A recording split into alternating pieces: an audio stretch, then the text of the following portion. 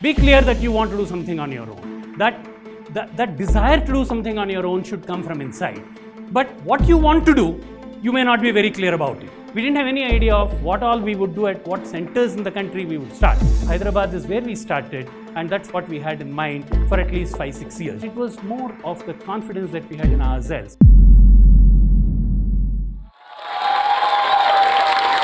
When we started T.I.M E 26 years back, the situation for entrepreneurship was not anything like what it is today. Today, as you heard just now, all of you are in a very, very exciting environment. When you want to start on your own, you got a very good ecosystem, and those of you who want to do something on your own, I think you should just get going and start doing something on your own. Some of the things that we experienced, that we went through in our journey till today, in the last 26 years, I believe still are very much applicable. And hence I thought I would share some of those with you here. The first and foremost point is your planning and starting with whatever you want to do. There, what I would like to share with you is, you should have a clear idea that you want to do something on your own. But what you want to do, you may not be very clear about it. Do not worry about it. If you take my case, for example, even during my engineering days, I had this in my mind that I would like to do something on my own and in education sector. I was very clear about these 2 points. But what it is that I wanted to do in education sector, no idea. After I completed my engineering, then I went for an MBA. This thought was there in mind, that never went off. Still, didn't worry about it. Then I worked outside for 6 years in industry. I knew that it was just a question of when and not whether I would be quitting my job and starting something on my own. So what I'm saying is, be clear that you want to do something on your own. That desire to do something on your own should come from inside. It can't come from somebody else pushing you. But certainly it can come when you watch others, when you hear others, and you get inspired by that. So it's not that you should also have thought of this, when you're in school or when you're in LKG or UKG. Not at all. This desire to start something on your own, as you heard Mr. Narayan talking about it, at 42 years of age, he started something on his own. But that desire to do something on your own should come. What you want to do may evolve over a period of time. Does not matter. Then, what you want to be 5 years down the line, 10 years down the line, 15 years down the line, it looks very rosy if I want to write something and say, when we started, we wanted to have a pan-India network of coaching centers through a franchise network.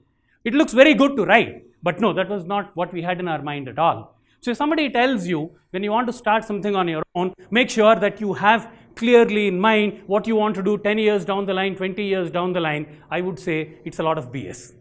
Some people may have that clarity, but if you don't have that, don't think that you are not eligible to start something on your own. Things will start step by step, handle a day at a time. For example, when we started in 92, we didn't have any idea of what all we would do, at what centers in the country we would start. Hyderabad is where we started, and that's what we had in mind for at least 5-6 years, which means we gave enough time, probably no other choice for us, we gave enough time to establish ourselves. Then about 7 years after that, then we said, okay, now we have to expand. What route do we take?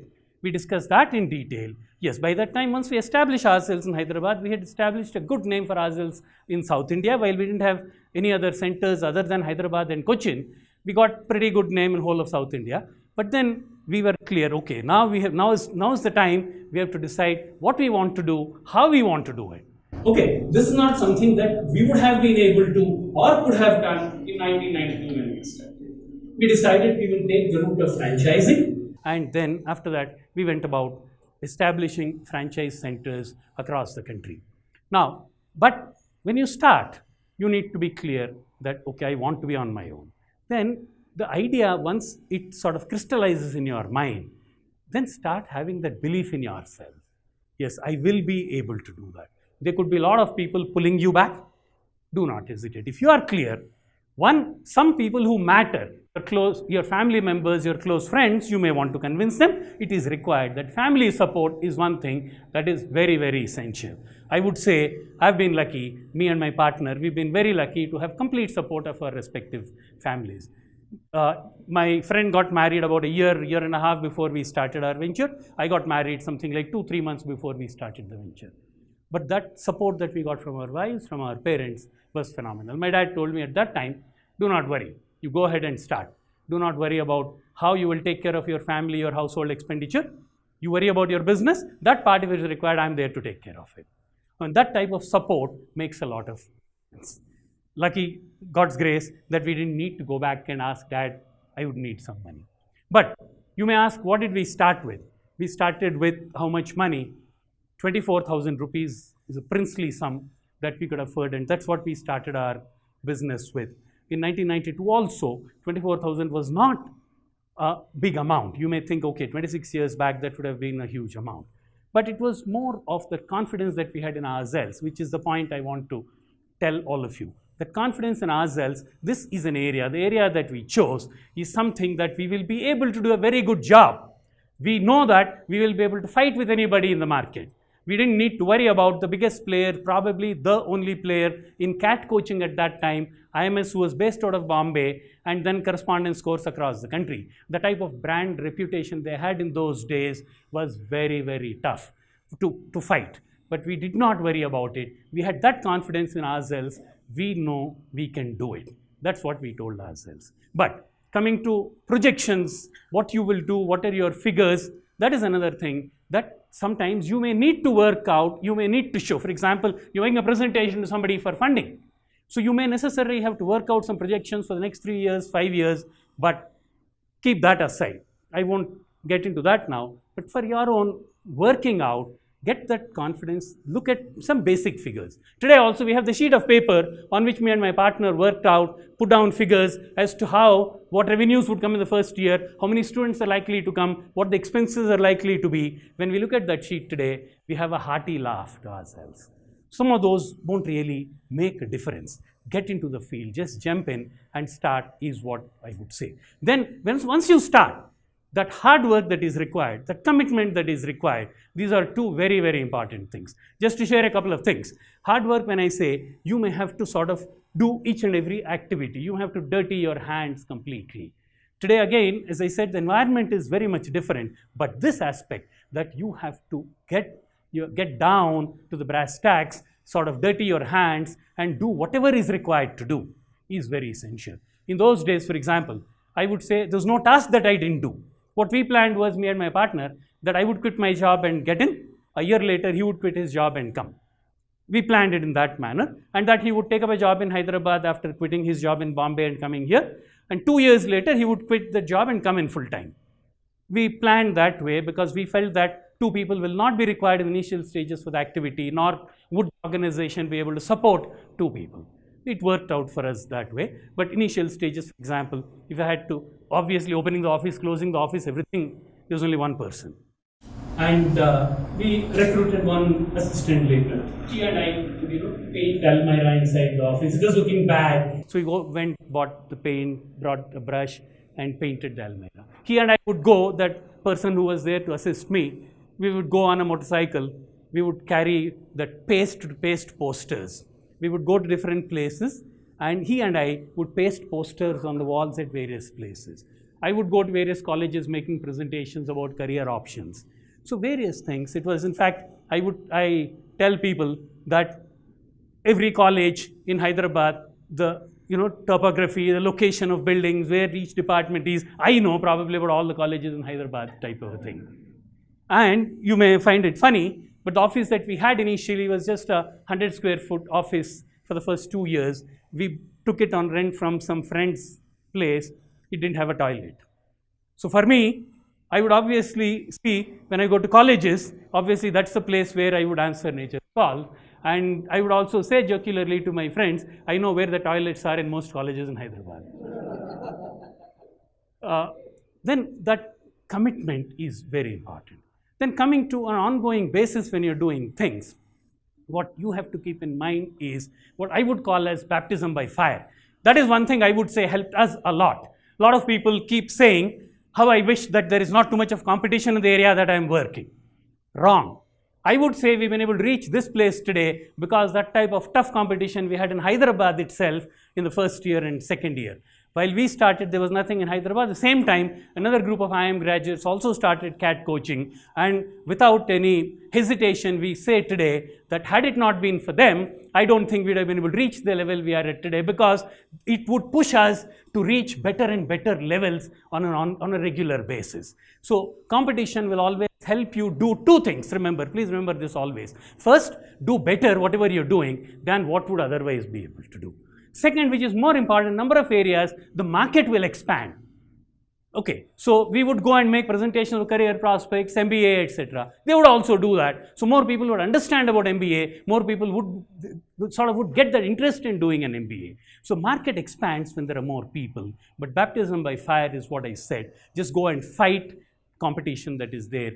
I always keep saying, pray for very strong competition in your market. Then what happens sometimes when you plan something and you think of certain things, they may not work out. This is something that's very important. If something doesn't work out, step back, look at what you have done. You have to change tracks. Do not hesitate, even if it looks, a very drastic change to your approach. Even if it flies in the face of all the other people who considered experts, doesn't matter. Is your heart telling you that? Go ahead and do it. I'll just take one simple example for that. Initially, once we started franchising in 1999, we started in Delhi about 2001. Delhi is a big market, a tough market. There was already a very strong CAT coaching player in Delhi, and fighting a competitor in their home market in our area is the toughest thing. So then we were told, we always looked at it as offer a product that's good quality and at a reasonable price. But Delhi, we were told, is a different market. It's not like if you charge anything lower, people will think you're of poor quality. So don't do that. We wanted to charge about, I think 10,000-11,000 for our CAT course, but the competitor who was there was charging them 16,000. We believe these type of people who said that if you charge lower, you will be perceived to be a poor quality player. So we said 14,950. First year was over, 100 students we got, which was not good for Delhi market. Then we actually sat together and discussed. Our Delhi franchise partner, the two of us here, we discussed and said, no, this is not our style. This is not what we want. Then we said, the quality, you have to take care of the quality of the product. Our course, we were supremely confident of our course. Then we said, okay, we advertised 8,500 and then swept the market after that. There was no looking back. So the quality, what I'm saying is, the approach didn't work at that time. We went and did what we believed would be the right approach. Then we stepped back, decided to take charge and do what we believe would work, and it worked. So even if it appears drastic, as I'm repeating, even if it flies in the face of so-called experts, do not worry about it. Then the other thing is, you should always look at make a difference in the lives of people. For us, it's our students and our franchise partners. So we always look at making a difference in their lives. Today, we feel very proud that we have helped people become entrepreneurs. We have got about close to 100, or in test preparation, we got about 100 franchisees. We also have a preschool chain by name T.I.M.E Kids. There we've got about 300 plus franchisees. So today we feel very proud that we have given the opportunity for people who wanted to do something, support them and make them realize their ambition of doing something on their own. On the other front, as far as students are concerned, it's it's very, very pleasing when students come and tell you, I didn't make it to the institute that I want to, but I learned a lot in the course that I have attended here. That is what makes us and all our faculty members keep working for the betterment of students. So this is something, try looking at making a difference to people. Then two other quick issues I'll take up before winding up. One is building partnerships. One, I talked about franchises. We probably can proudly claim today to be the largest and the most successful franchising organization in education sector in India. If that has happened, it's because we believe that it should be a win-win game. We never looked at it as we should benefit from the franchisees. It should not be at the cost of the franchisees. The market out there is huge. Both together can benefit. That is what I'm saying, a win-win situation. Then in terms of your own partners, let's say 2 of you or 3 of you want to start the business together, you have to build a good partnership, a lasting partnership. You have to have the trust in your partners. You have to make sure that you believe that he or she also is working as hard as you are. If you start thinking that I'm working more than my partner, I don't know why I got into partnership with this person type of thing, you are in the wrong partnership. So build lasting partnerships. The last point is ethics. I'm taking it last, but I believe is the most important part. We were told, coaching industry has a very bad name in terms of various practices that they follow. Whether it is, a lot of money comes in cash for receipts, so don't record fees received is one type. Second is, results that are obtained by people. I'll just take another minute or so for time. These are two major areas that we look at. We believe that it is possible to do business in a very, very ethical manner. What it requires is you should believe in that. A lot of people will tell you that no, it's not possible to do business this way. Today, we can look at anybody straight into the eye when we are speaking.